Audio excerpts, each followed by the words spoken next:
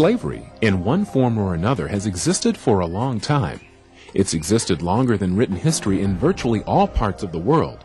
Slavery is a vague term, and it can mean many things, from the serf system of medieval Europe and the similar systems in Africa to the overwhelming and complete system in the South.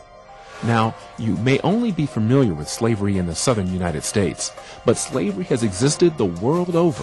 Greece, Rome, Africa, India, China, parts of Europe, and the Muslim world are familiar with slavery from ancient days. Why did slavery exist? Why did people find it useful to enslave others? Basically, the reasons were economic and political. Slaves provided labor.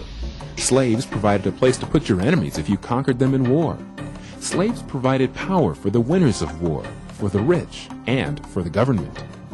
A slave has a different status than a free person. Generally, a slave is powerless. His power has been transferred to either another person, or a government, or a company. A slave cannot control his own life. A slave is usually considered property of one form or another. In the extreme, like in the American South, a slave was legally not a person. On the other extreme, some slaves were given great opportunity for advancement into medicine and education.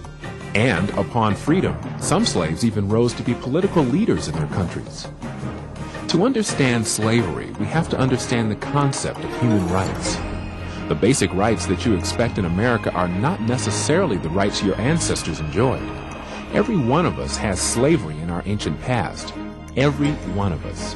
White, black, Asian, Hispanic, and Native American. Let's talk about rights. In America, we often take personal rights and liberties for granted. Freedom of speech, of religion, and so forth. There is constant discussion about rights in our society. Instead of taking them for granted, let's look at them closely. Here are some basic human rights which a totally free person can possess. 1. Freedom of movement. 2. Freedom to enjoy the benefits of working. 3. Freedom to marry and start a family. 4.